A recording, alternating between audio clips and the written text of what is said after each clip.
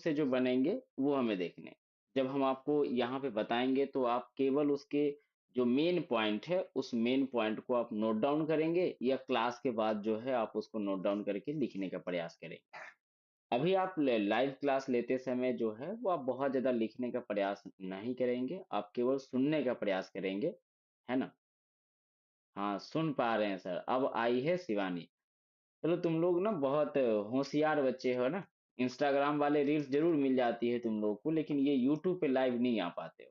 अच्छी बात है। आ, एक बार मुझे कंफर्म करना शिवानी, बढ़िया से सुन पा रहे हो, कोई दिक्कत तो नहीं है ना। बाकी तुम्हारे पार्टनर्स लोग कहाँ है पता नहीं। तो अब हम इसको आगे बढ़ाएंगे, ठीक है। तो हमारा जो अभी का चैप्टर है वो संस्कृत का, उसको जरा सा देखते हैं, उसमें क्या पॉइंट है उसको भी जरा देखेंगे, ठीक है।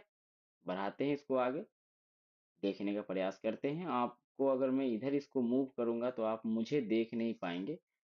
तो एक बार मैं चेक करके देखता हूँ कि आप मुझे ये स्क्रीन लगाने के बाद आप मैं दिखूंगा कि नहीं दिखूंगा। हाँ, लगभग मैं दिख ही रहा हूँ। बट फिर भी इसको हम थोड़ा सा कम जूम करते हैं ताकि बढ़िया से देख पाए आप। ठीक है, चलिए। तो ये रहा आपका स्क्रीन। हाँ ठीक है, क्लियर विजुअल भी है। एक बार मुझे बताना तो ये क्लियर विजुअल है, आप देख पा रहे हैं अच्छे से। एक बार मुझे बताइए ये क्लियरली विजुअल है, आप देख पा रहे हैं या नहीं। अब संस्कृत वाले बच्चों की रिकॉर्डेड क्लास डलेगी और लाइव क्लासेस नहीं डलेगी, इन लोग को लाइव क्लासेस देखने में बहुत दिक्कत आती है। तो आज के लिए मैं सिर्फ ले ले रहा हूँ, इसके बाद रिकॉर्डेड। हाँ सर, सुन पा रहे हैं, बस वही कमेंट अभी इसका है, इसके आगे तो कुछ है ही नहीं। चलिए, तो अब देखते हैं, है ना। तो अब पढ़ना जो है हम लोग शुरू कर रहे हैं। तो अभी का जो हमारा चैप्टर है जो हमें पढ़ना है अभी, वो है, अगर आप देखेंगे तो वो है हमारा मंदाकिनी वर्णम। इस चैप्टर का नाम क्या है? मंदाकिनी। आपको पता है कि भारत में बहुत सारी नदी है, उसमें से एक नदी है जिसका नाम है मंदाकिनी नदी। और उसी मंदाकिनी नदी की जो चर्चा है वो अभी फिलहाल हम यहाँ पे करने वाले हैं। किस नदी के बारे में चर्चा करने वाले हैं? मंदाकिनी नदी के बारे में। मंदाकिनी नदी जो है अ, भारत की एक प्रमुख नदी में से एक नदी है, मंदाकिनी नदी। अब हम इसकी चर्चा यहाँ पे क्यों कर रहे हैं? तो अगर हम इसकी बात करें कि यहाँ पे इसकी चर्चा करने का उद्देश्य हमारा क्या है, उद्देश्य यही है कि ये हमारे क्लास 10th के एक इम्पोर्टेंट चैप्टर है, जो चैप्टर नंबर हमारा 10 है। अब पहले इसको बेसिक थीम को समझते हैं कि ये मंदाकिनी वर्णन में एक्चुअली हम पढ़ने क्या वाले हैं। तो आपको पता है कि मंदाकिनी वर्णम में, इस चैप्टर में श्री राम और माँ सीता जब मंदाकिनी नदी के पास जाते हैं, तो वहां पे वो जो मंदाकिनी नदी से प्रार्थना करते हैं, जिन श्लोकों के माध्यम से, उन्हीं श्लोकों को हमें यहाँ पे पढ़ना है। ठीक है। तो इस वाले चैप्टर में तीन चार चीजों की चर्चा होगी। एक तो नदी की चर्चा होगी, जिस नदी का नाम है मंदाकिनी नदी। फिर इस जो मंदाकिनी वर्णम पाठ है, इसके रचनाकार कौन है? ठीक है। और ये जो है वो किस से लिया गया है? आपको पता है कि कई श्लोकों से लिया जाता है ना, जिसको हम संकलन भी बोलते हैं। तो किस संकलन से लिया गया है वो भी हम देखेंगे। और चूंकि इसमें श्लोक की बहुत ज्यादा चर्चा है, तो उन श्लोकों का वर्णन भी यहाँ पे हो। ठीक है। और उन श्लोकों का अर्थ हमारा क्या निकलेगा उसकी भी बात हम थोड़ा बहुत करेंगे। ठीक है। तो सबसे पहले हम इस पाठ का जो है वो थोड़ा सा संक्षिप्त विवरण जो है वो स्क्रीन पे देख लेते हैं, और उसके बाद जो है फिर हम आगे बढ़ते हैं। आप अगर स्क्रीन पे देखेंगे तो लिखा हुआ है मंदाकिनी वर्णम। आपको मैं अगर और आगे बढ़ाऊं तो लिखता है, प्रस्तुत पाठ जो है वो वाल्मीकि जो है, यानी वाल्मीकि द्वारा लिखा गया है, और रामायण के अयोध्या कांड के 95वें सर्ग से संकलित है। तो यहाँ से ऑब्जेक्टिव ये बनेगा कि ये जो मंदाकिनी वर्णम है, इनके रचनाकार कौन है? तो वाल्मीकि। और ये जो है वो किस कांड से लिया गया है? तो अयोध्या कांड से। और इसके नंबरिंग कौन से सर्ग से लिया गया है? तो 95, यानी 95। बस ये बात को आप याद रखिएगा। और इसमें क्या है? तो और अगर हम इसको देखें तो इसमें ये है कि वनवास प्रसंग में, यानी जब श्री राम वनवास जाते हैं माँ सीता के साथ और लक्ष्मण के साथ, तो चित्रकूट पहुंचते हैं। चित्रकूट एक स्थान है, यहाँ पे पहुंचते हैं और वहां पे स्थित मंदाकिनी नदी की वर्णन जो है वो करते हैं। ठीक है। तो मैंने पहले ही बताया आपको कि इसमें श्री राम, माँ सीता और लक्ष्मण जो है वो जब चित्रकूट पहुंचते हैं तो वहां पे एक नदी है जिसका नाम है मंदाकिनी नदी। उसी का वर्णन जो है वो यहाँ पे करते हैं। ठीक है।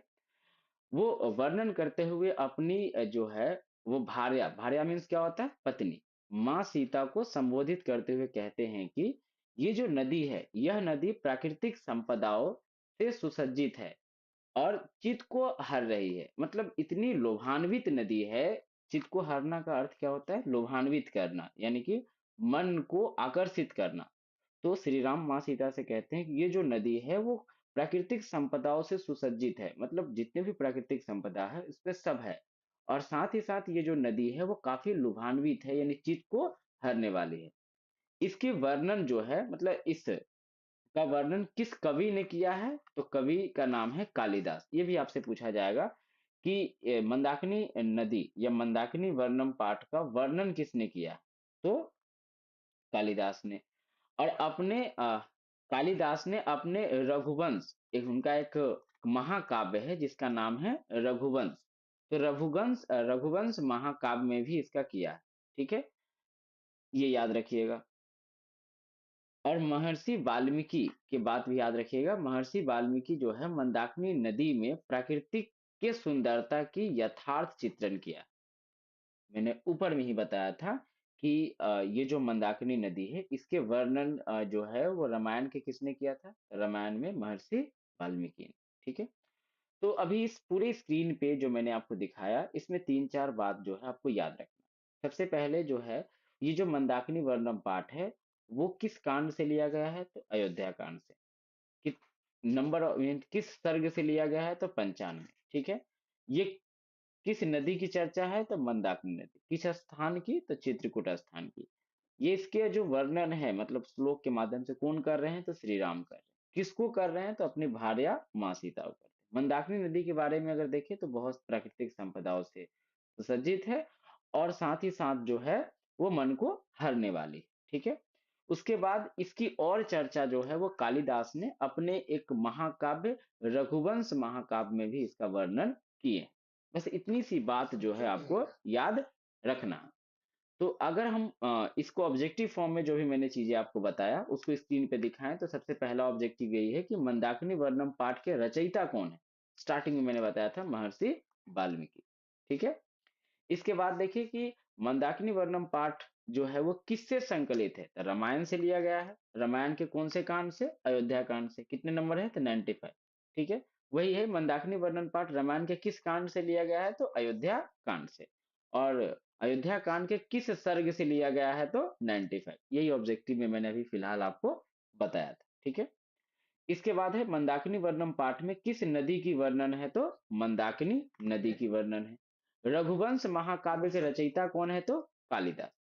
अभी तक जो हमने स्क्रीन पे ऊपर देखा था उसी चीज को मैंने अभी आपको बताया ऑब्जेक्टिव फॉर्म में। अगर किसी बच्चे को इतनी बात अगर याद रहती है, इसमें अगर कोई कंफ्यूजन नहीं रहता है, तो मुझे नहीं लगता है कि उसको बहुत ज्यादा चीजें की दिक्कत आएगी।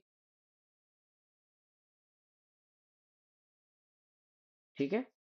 तो अब हम इसके आगे जो है बढ़ते हैं। इतना हमने समझ लिया। अब इसके आगे अगर हम देखें कि इसके श्लोक वाइज देखें तो पहला श्लोक क्या कहता है, ये देखिए। पहला श्लोक में, पहले हिंदी में समझते फिर संस्कृत की ओर आएंगे। पहला श्लोक में जो है वो ये कहता है कि हे सीते, मतलब श्री राम अपनी भार्या यानी अपनी पत्नी से कहती है कि हे सीते, फूलों से ये जो संपन्न है, रंग बिरंगे जो है वो तटों वाली और हंस सारस से शोषित जो है वो शोभित से शोभित मंदाकिनी नदी को देखो। यानी ये जो श्री राम है अपने भार्या से कहते हैं कि हे भार्या, हे सीते, इस नदी को देखिए। ये कितने सुशोभित नदी है, जिसकी तट जो है वो फूलों से रंग बिरंगे जो है वो भरी हुई है। और साथ ही साथ हंस और सारस से जो भी है वो भी शोभित है। तो इस नदी के तट को देखिए। फिर दूसरे श्लोक में क्या कहते हैं, दूसरे श्लोक में कहते हैं कि हे सीते, नाना प्रकार के, नाना मतलब क्या होता है, बहुत प्रकार के। ये शब्द आपको याद रखना है। नाना मीन्स क्या होता है, बहुत, मतलब डिफरेंट डिफरेंट टाइप्स के, बहुत प्रकार के फूलों और फलों और वृक्षों से घिरी तटों वाली राजकीय भांति शोभित होती हुई मंदाकिनी नदी को देखो। देखो, इस मैंने पहले ही कहा है कि पाठ का नाम है मंदाकिनी वर्णम। तो श्री राम जो है वो अपनी भार्या सीता से मंदाकिनी नदी के बारे में बताएं। तो आपको जब लिखना होगा तो आप यही लिखेंगे कि श्री राम जो है वो मंदाकिनी नदी के बारे में माँ सीता से ने क्या कहा। तो आपने सुना अभी ऊपर वाले पहले श्लोक में, उन्होंने तटों की चर्चा की, और तटों पे किसकी चर्चा की? हंस की। ठीक है, ये लिखना है।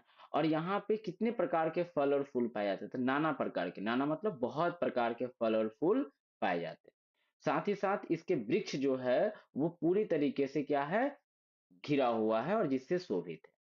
ये बात याद रखिए। ठीक है, अब इसी को यहाँ पे देखते हैं। ऑब्जेक्टिव फॉर्म में लिखा हुआ है कि राजकीय तालाबों की भांति कौन शोभित है? तो मंदाकिनी।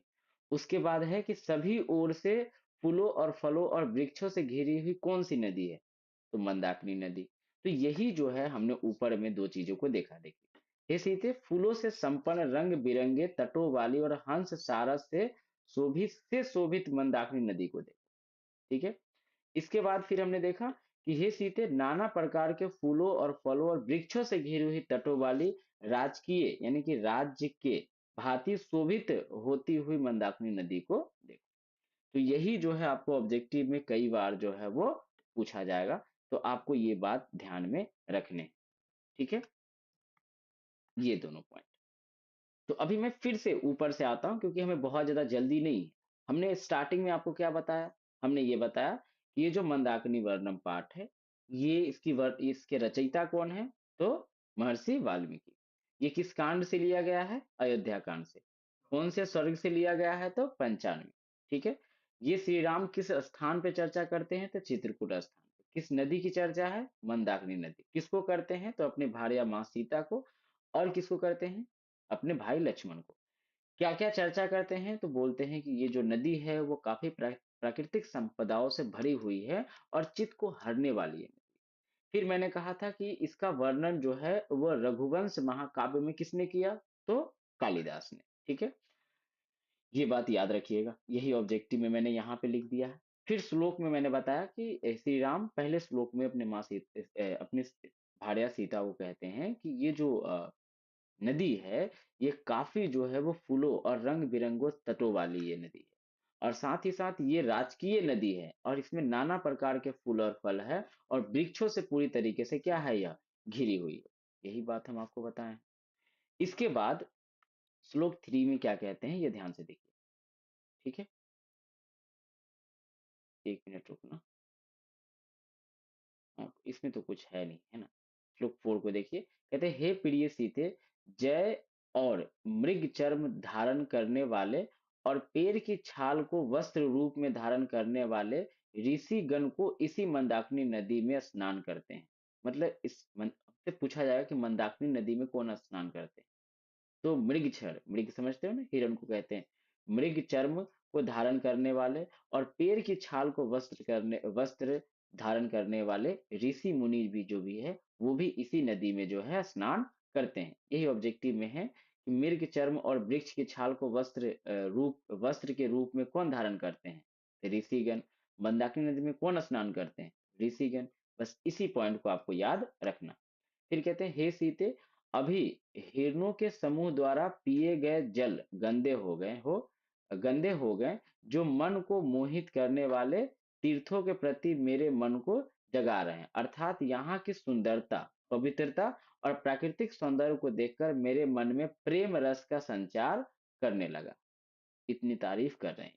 ठीक है, फिर कहते हैं, हे विशाल नयन वाली सीते। तो अब माँ सीता की तारीफ हो रही है। वो कहते हैं, हे विशाल नयन वाली सीते, ये श्रेष्ठ तथा प्रशंसनीय वृत्त रखने वाले मुनि लोग अपने बाहों के ऊपर किए हुए सूर्य की उपासना में लगे हैं। मतलब कई बार आप देखते हैं ना कि ऋषि मुनि जो है वो इस प्रकार से सूर्य नमस्कार में लग जाते हैं। आपको दिखाते हैं, आपने देखा होगा। अ, सूर्य नमस्कार।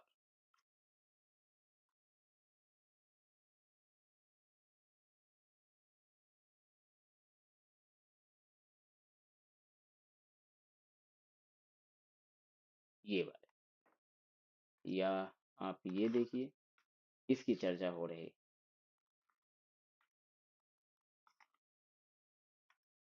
ठीक है, तो वो कहते हैं कि देखिए इस प्रकार से ऋषि मुनि जो है अपने बाहों को ऊपर किए हुए भगवान के साधना में क्या है, लगे हुए हैं, है ना। हे विशाल नयन वाली सीते, ये श्रेष्ठ तथा प्रशंसनीय व्रत रखने वाले जो है मुनि लोग अपने बाहों को ऊपर किए हुए सूर्य की उपासना में लगे हैं, कई बार आपने देखा होगा। ठीक है, अगर ऑब्जेक्टिव की बात करें तो अब कुछ ऑब्जेक्टिव को देखते हैं इससे रिलेटेड, फिर आगे बढ़ेंगे।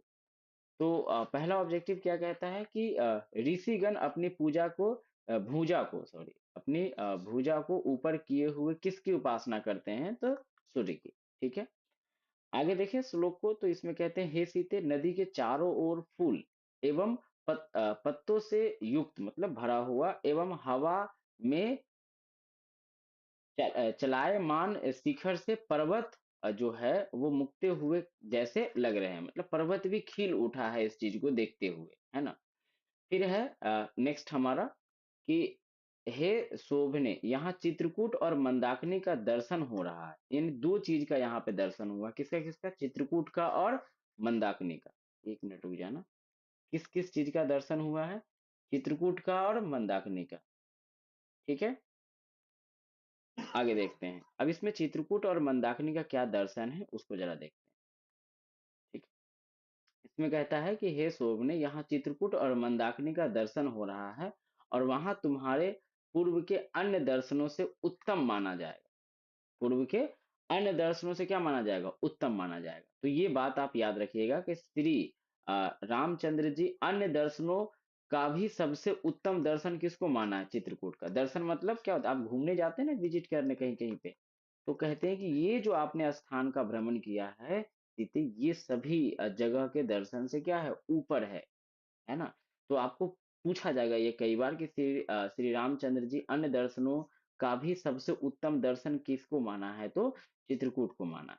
ठीक है, आगे देखिए ये कहते हैं कि हे सीते, मणि जैसा निर्मल अ, जल वाली जो है मंदाकिनी नदी को देखो। मणि मतलब समझते हो, हीरे मोती को कहते हैं। उससे भी जैसे उसके जैसे निर्मल जल वाली मंदाकिनी नदी को देखो, जिसकी कहीं तटे सजी घसी है और तो कहीं जो है वो ऋषि मुनियों से भरी हुई है। ठीक है, मणि के समान जो है वह स्वच्छ और चमकीले जल वाली नदी कौन से है, तो मंदाकिनी नदी है। बस इतनी सी बात आपको याद रखने हैं। कुछ एक और दो पॉइंट है उसको देखेंगे, एक लास्ट ये स्लाइड है इसको देखते हैं फिर ये खत्म हो जाएगा। फिर कहते हैं हे सीते, वायु द्वारा उड़ाए गए फूल समूहों को देखो और दूसरी तरफ जल के बीच में तैरते हुए फूलों को देखो, है ना, के ढेरों को देखो कितने शोभान्वित है, इन सभी को देखो। फिर आगे है कि हे कल्याणी, अत्यंत मीठी वाणी वाला चकवा चकी पक्षी को देखो, मतलब यहाँ पे कितने मीठे तौर पे पक्षी जो है वो चहका रहे हैं, आवाज निकाल रहे हैं, इसको देखिए। और देखो जो मधुर आवाज में मंदाकिनी की शोभा जो है वो बढ़ा रही है। ठीक है, अब देखिए इसको पूछा जाएगा कि मधुर बोली वाले चकवा चकई किस नदी को भी शोभित या करती है, तो मंदाकिनी नदी को। ठीक है, अब इस पूरे पाठ को फिर से एक बार हम देखने का प्रयास करते हैं।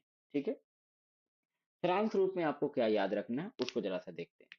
तो मैंने कहा था कि सारांश रूप में इसको याद रखिएगा कि मंदाकिनी नदी की अगर हम जब भी बात करेंगे तो मंदाकिनी नदी पूछा जाएगा, क्या आपसे पूछा यह जाएगा कि मंदाकिनी नदी का वर्णन किसने किया या रचयिता कौन है, तो रचयिता हो गए महर्षि वाल्मीकि। ठीक है, ये अयोध्या के किस कांड से लिया गया है, सॉरी किस कांड से लिया गया है, तो अयोध्या कांड। किस सर्ग से लिया गया है, तो 95। ठीक है, इसमें चर्चा है किसकी, तो चित्रकूट एक स्थान है और वहां से एक नदी निकलती है मंदाकिनी नदी, उसकी चर्चा। इसकी वर्णन कौन कर रहे हैं, तो श्री राम कर रहे हैं। किसको कर रहे हैं, तो अपने भार्या सीता को और अपने भाई लक्ष्मण को। मुख्य रूप से आप इसमें हर एक जगह नाम देखेंगे तो माँ सीता का ही आएगा। फिर आपसे पूछा जाएगा कि ये जो है वो किस महाकाव्य में संकलित है, तो रघुवंश। रघुवंश महाकाव्य का रचयिता कौन है, कालिदास। ठीक है, इसके बाद मैंने कुछ पॉइंट यहाँ पे बताए हैं, ये याद रखिएगा। मंदाकिनी नदी के बारे में श्री राम क्या कहते हैं। एक वर्ड याद रखिएगा, नाना। नाना मतलब क्या होता है? नाना प्रकार के मतलब बहुत प्रकार के, भिन्न भिन्न प्रकार के। ठीक है। तो ये था हमारे चर्चा जो थी वो था मंदाकिनी नदी, मंदाकिनी वर्णम पाठ जो था उसकी थी। अब इसके बाद जो एक पाठ बचता है जिसका नाम है, आप देखेंगे तो व्याघ्र पथिक कथा। मतलब एक जो कथा है, मतलब एक आप ऐसे समझिए कहानी है। जो एक आपने सुना होगा कभी न कभी बचपन में कि एक बाघ रहता है और एक बाघ बूढ़ा हो जाता है, और बूढ़ा बाघ जो है वो एक पिंजरे में बंद रहता है, जो खुद से शिकार नहीं कर पाता है। तो रास्ते से जो भी उससे गुजरता है तो उसको कहता है कि आप जो है ये कंगन ले लीजिए, मेरे ये कंगन जो है, ये कंगन कोई काम का नहीं, ये ले लीजिए।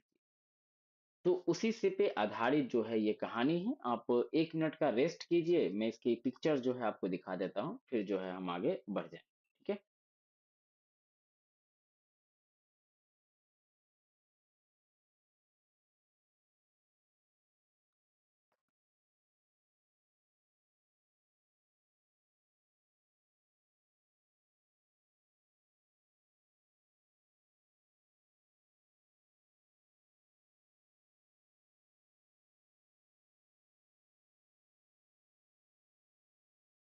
आप लोग एक एक मिनट रुकेंगे, आप ये नहीं सोचना कि क्लास खत्म हो गई है, आपको इसी में बने रहने हैं। बस 2 मिनट रुकिए, मैं एक पिक्चर लगा देता हूँ, फिर जो है हम आगे बढ़ जाएंगे। ठीक है।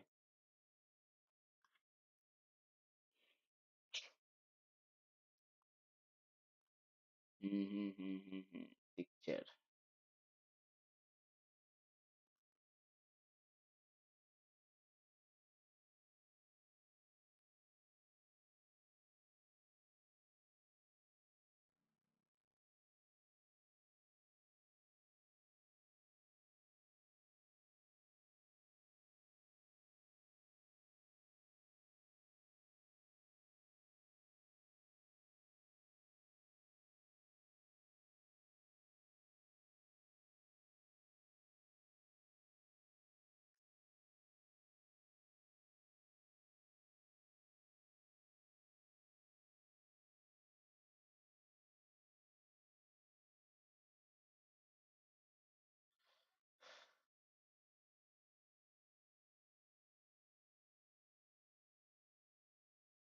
आप 1 मिनट लाइन पे ही रहेंगे, है ना? Okay sir. अच्छा, सुनाई दे रहा है? बहुत बढ़िया, तब तो ओके सर आप बोल रहे हो तो हम, अब हमें लग रहा है कि आप सुन पा रहे हैं। मैं उस समय तो हमें लग रहा था कि हम भूतों को पढ़ा रहे हैं, है ना? चलिए अब सही है। अब मैं खुश हूँ।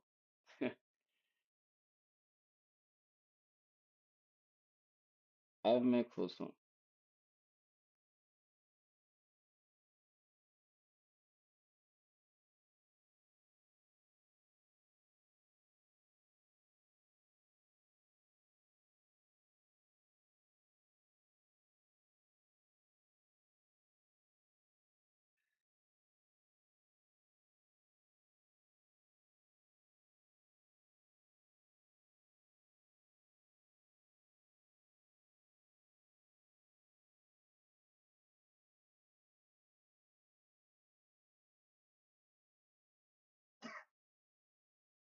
देखिए, यही कहानी जो है वो हम आज देखने वाले हैं।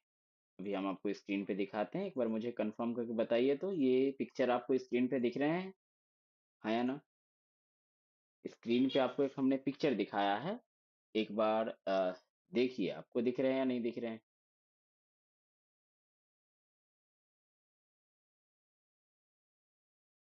देखिए तो, दिख रहे हैं स्क्रीन पे? विजुअल है या नहीं?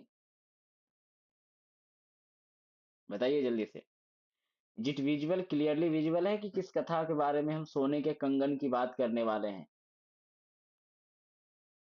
हम्म, कुछ तो बताइए। हाँ ना, हाँ ना।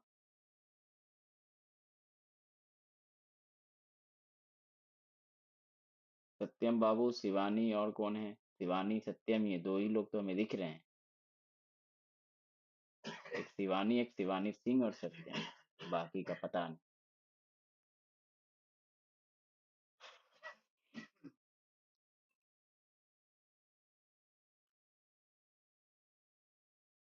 कहाँ बोल रहे हैं? अरे हम बोल तो रहे हैं यार, सुनोगे तब तो सुनाई देगा। हम तो बोल ही रहे हैं। सुनिएगा तब तो सुनाई देगा। जोर से बोलिए। नहीं, जोर से नहीं, इतना आवाज काफी है ना, बढ़िया आवाज जाता है।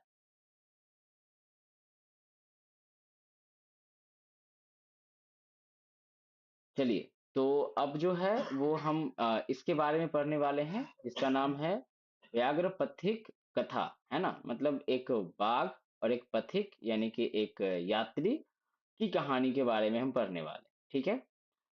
इसके बारे में देखेंगे कि ये किस तरीके से कहानी में क्या क्या होता है, क्या क्या नहीं होता है, ये सबको हम देखेंगे, ठीक है। चलिए, तो अब हम आगे बढ़ाते हैं। देखो, तुम जो यूट्यूब ओपन किए हो वही में हम भी हैं। उसको हमने भी ओपन कर रखा है। अगर आपको स्क्रीन पे दिखेगी तो आप क्या क्या देख पा रहे हैं, कब आपको दिखता है कब नहीं दिखता है, वो हम सब देख रहे हैं यहाँ पे। देखिए, स्क्रीन पे हम आपको अभी दिखा रहे हैं। दिख रहा है? तो आपने जो ऑन कर रखा है वो मेरे पास भी है, ठीक है। तो मुझे इससे एहसास होते रहता है कि आप एक्चुअली क्या देख रहे हो, क्या सुन रहे हो, ताकि सभी चीजें दिख पा रही है आपको या नहीं दिख पा रही, ठीक है। अब जो है वो हम इसके बारे में देखने वाले हैं, व्याघ्र पथिक कथा, यानी एक बाघ की, और एक पथिक यानी एक यात्री की, और उसके दोनों पे आधारित एक कहानी के बारे में हम यहाँ पे पढ़ने वाले हैं, ठीक है। चलिए, तो अब हम इसको स्टार्ट करें। ये काफी सिंपल है, काफी आसान है, तो इसमें कुछ विशेष चीजें नहीं है, तो घबराना नहीं। इसमें कहता क्या है कि यह पाठ जो है वो नारायण पंडित द्वारा जो है वो रचित हितोपदेश नामक नीति कथा ग्रंथ के मित्रा मित्रालय नामक खंड से संकलित है। तो ये चीज याद रखिएगा, आपसे 3 सवाल पूछे जाएंगे कि व्याघ्र पथिक कथा जो है किसके द्वारा रचित किया गया है। तो नारायण पंडित द्वारा। उसके बाद जो है वो किस ग्रंथ से लिया गया है, तो नीति कथा ग्रंथ से। किस खंड से लिया गया है, तो मित्रालय खंड से। और किस उपदेश से, तो हितोपदेश से। ये 3 4 चीजों को याद रखिएगा। लिखा है हिपो उपदेश नामक ग्रंथ में बालकों के मनोरंजन और नीति शिक्षण के अनेक कथा पशु पक्षी से संबंधित है। हितोपदेश में होता क्या है कि एक इंटरटेनमेंट रोचक कहानियों का संग्रह होता है। और यह जो रोचक कहानी होता है वो नीति शिक्षण को हम इंग्लिश में बोलते हैं मोरल स्टोरीज। तो नीति शिक्षण यानी मोरल स्टोरीज जो है वो हमें सिखाता है कि क्या हमें करना चाहिए या क्या हमें नहीं करना चाहिए। तो ऐसे ही शिक्षण के लिए जो है ऐसे कहानियां बनाई जाती हैं। और इस कहानियों में उदाहरण हमेशा जो है वो पशु पक्षियों का ही लिया जाता है। तो वैसे कहानियों के संग्रह या ग्रंथ को हम कहते हैं हितोपदेश, ठीक है। उपदेश आप समझते ही हो, जिसको हम सूचना कहते हैं, ठीक है। उसमें प्रस्तुत कथा में लोभ का दुष्परिणाम प्रकट होता है। मतलब ये जो पाठ है हमारा व्याघ्रपथिक कथा, इसमें लोभ का दुष्परिणाम मतलब लालच जो है वो करने से हमें क्या दुष्परिणाम हमें भोगना पड़ सकता है, क्या मेरे साथ गलत हो सकता है लोभ के कारण, उसके बारे में, ठीक है। पशु पक्षी कथाओं के मूल्य मानवों के शिक्षा के लिए बहुत अधिक प्रभावशाली होता है। ऐसे ही ऐसी इसी कथा से ज्ञात होता है। ओवरऑल आप याद रखिएगा कि ये जो व्याघ्रपति कथा है, इसके रचयिता कौन है, नारायण पंडित है। किस ग्रंथ से लिया गया है, हितोपदेश से लिया गया है। और ये नीति कथा ग्रंथ का संग्रह है। और किस खंड से, तो मित्रालय खंड से, ठीक है। उसके बाद यह जो पाठ है वो किसकी हितोपदेश जो है वो कैसे कहानियों का संग्रह होता है, तो बालकों के मनोरंजन कहानियों का संग्रह होता है, जो कि नीति शिक्षण यानी नीति शिक्षा मोरल स्टोरीज जो है वो देता है। इस कहानी में मुख्य रूप से हम पशु पक्षियों का ही संग्रह करते हैं, ठीक है। और ये जो पाठ है इसमें लोभ का दुष्परिणाम के बारे में चर्चा हम लोग करने वाले, ठीक है। तो पहला सवाल देखिए, लिखा है कि व्याघ्र अपथिक कथा के रचयिता कौन है या रचनाकार कौन है, नारायण पंडित। इसके बाद जो है इसे किस ग्रंथ से लिया गया है, तो हितोपदेश ग्रंथ से लिया गया है। और व्याघ्र पथिक कथा किसका दुष्परिणाम प्रकट होता है, तो लोभ का, ठीक है। अब जो है वो हम अगला देखते हैं। लिखता है कि जहां अमंगल की आशंका होती है, अमंगल मतलब कुछ गलत की, जहां पे अमंगल की आशंका होती है वहां जाने से व्यक्ति को परहेज करना चाहिए। यानी कि जब कभी भी आपको लगे कि यहाँ जाने से कुछ गलत होने वाला है, तो वहाँ पे हमें जो है वो अक्सर नहीं जाना चाहिए, ठीक है? जहाँ पे हमें ऐसा लगे कि यहाँ जाने से कुछ गलत हो जाएगा, तो वहाँ पे हमें जाने से बचना है। परहेज़ करने का अर्थ क्या हुआ? वहाँ पे जाने से हमें क्या करना है? बचना है, ठीक है? याद रखना है कि लाभ वही होता है जहाँ अनुकूल परिवेश होता है। अनुकूल परिवेश मतलब जैसा हम चाहते हैं, वैसा अगर परिवेश होता है तभी लाभ होगा। क्योंकि विषय युक्त अमृत पीने से भी मृत्यु प्राप्त होती है। इसका अर्थ ये हुआ कि हमें जो है वो ऐसे जगह नहीं जाना है जहाँ पे थोड़ा-सा भी लगे कि यहाँ जाने से कुछ न कुछ गलत होने वाला है। ठीक है?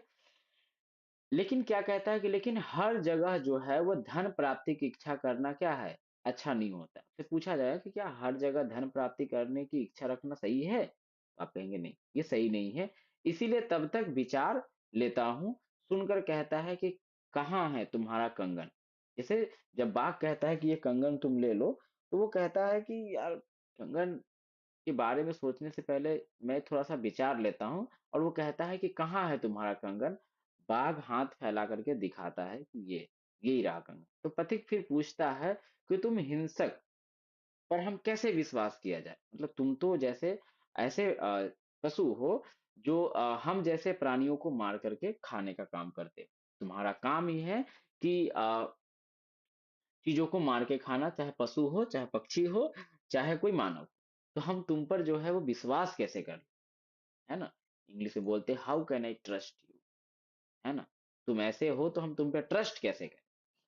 तो पति कहता है कि तुम हिंसक पर हम विश्वास कैसे किया जाए पहले ये बताओ। बाघ ने कहा कि हे पथिक मतलब हे पथिक तुम सुनो, पहले युवा अवस्था में मैं अत्यंत दुराचारी था। मतलब जब मैं युवा था तो उस समय बहुत दुराचारी था मतलब बहुत मैंने गलत काम किए।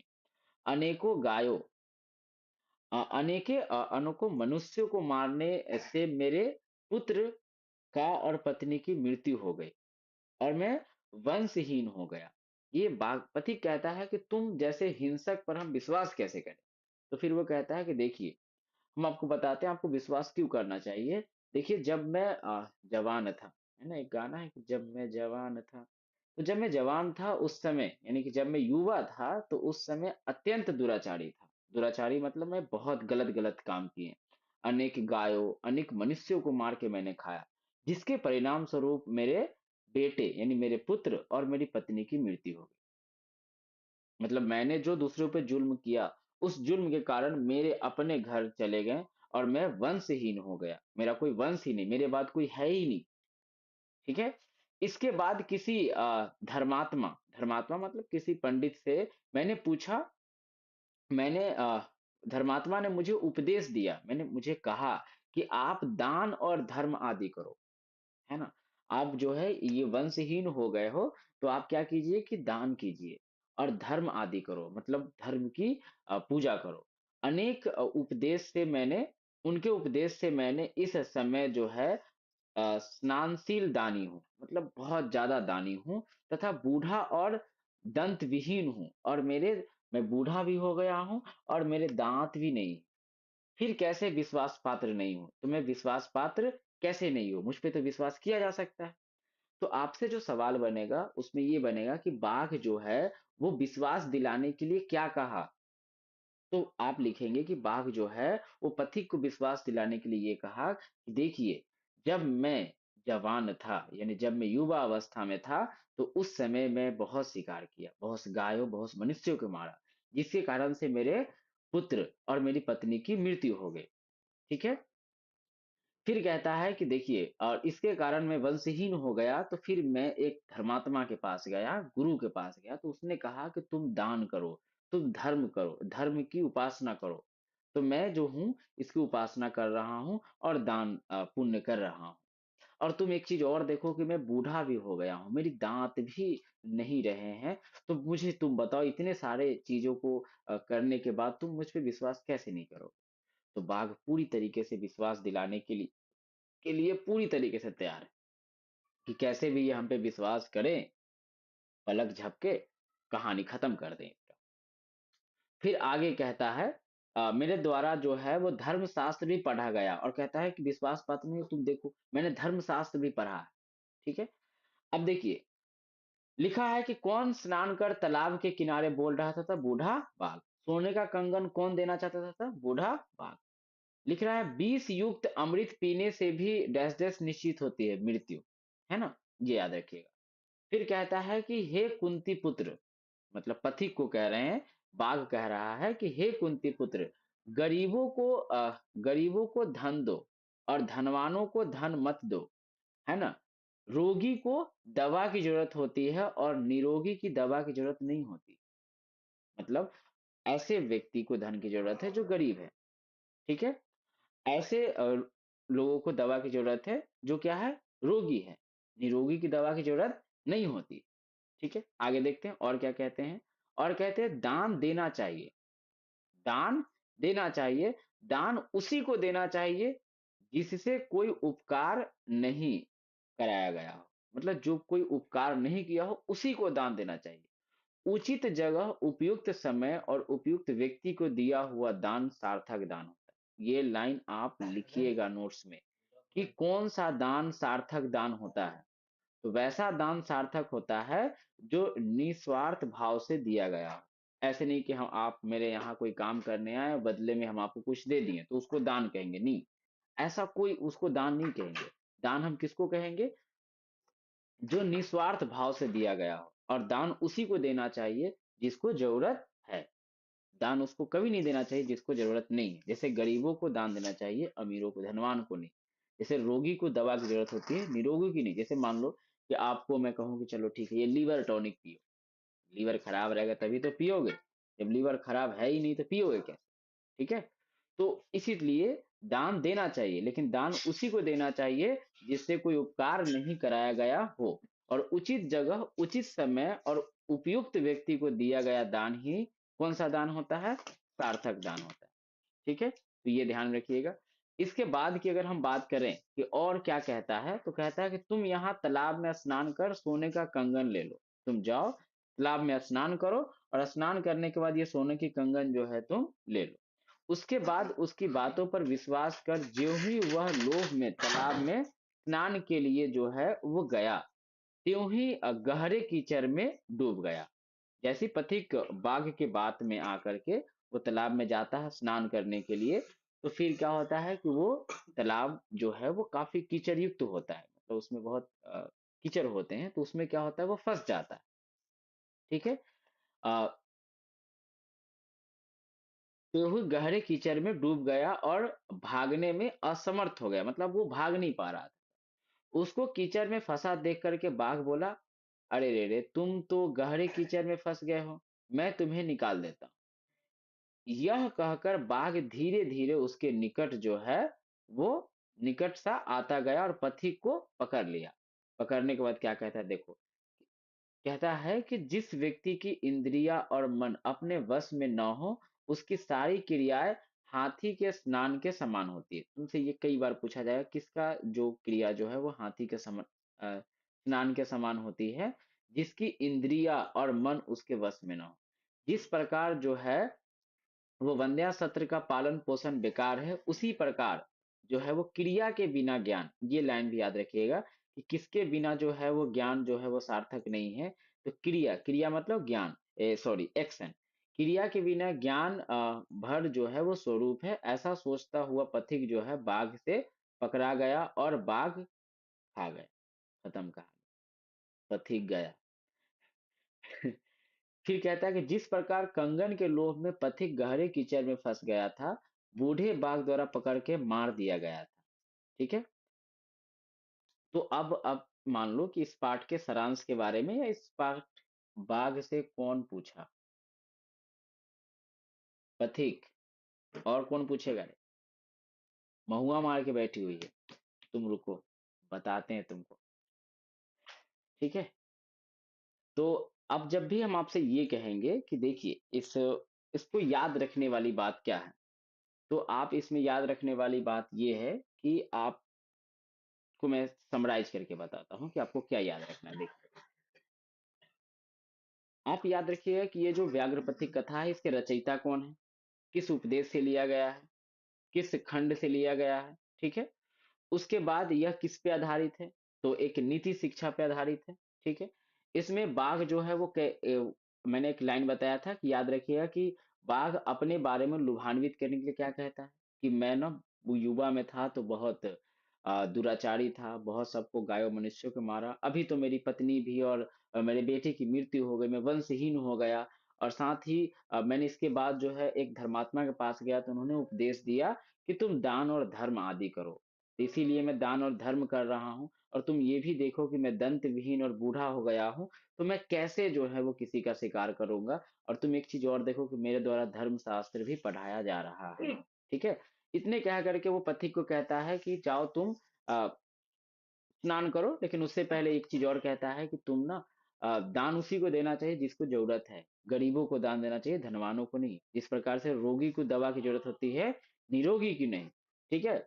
दान उसे देना चाहिए जो दान उसी को देना चाहिए जिससे कोई उपकार नहीं किया हो, मतलब बदले में कोई नहीं किया, उसी को दान दो। उचित जगह, उचित समय और उचित व्यक्ति को दिया गया दान ही सार्थक दान। ये हम पूछेंगे आपको क्लास में, ये ध्यान में रखिएगा, ठीक है? इतने कह करके वो तालाब में उसको जाने के लिए कहता है। तालाब कीचड़ युक्त होता है तो उसमें क्या होता है कि वो फंस जाता है, फिर धीरे धीरे भाग जाता है और उसको खा जाता है। इससे क्या पता चलता है कि हमें दूसरे को बात में नहीं आना है और लोभ हमें नहीं करनी है।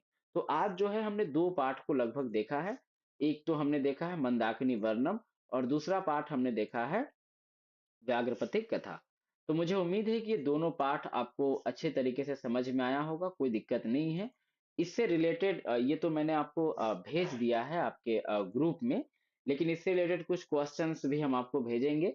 उसको एक बार देखिएगा। सत्यम बोले सर एक बार और, तो एक बार ये रिकॉर्डेड भी रहते हैं, इसको फिर से देख लेना, है ना? ये ऑफलाइन क्लासेस नहीं कि सर फिर से समझाइए, रिकॉर्डेड में ऑप्शन है, आपको जितनी बार, 2 बार, 3 बार, 4 बार, 5 बार, जितनी बार आपको देखने का इच्छा हो आप इसको देख सकते हैं, ठीक है? तो इसको देखिए। फिर इसके बाद जैसी दूसरी क्लास शेड्यूल होगी तो वो हम आपको इन्फॉर्म कर देंगे, लगभग 2-3 घंटे पहले आपको इन्फॉर्म कर दिया जाएगा। आप उसको देखिएगा, ठीक है?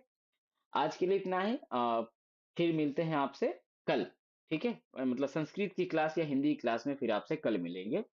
आज के लिए इतना ही। Bye, take care, see you soon.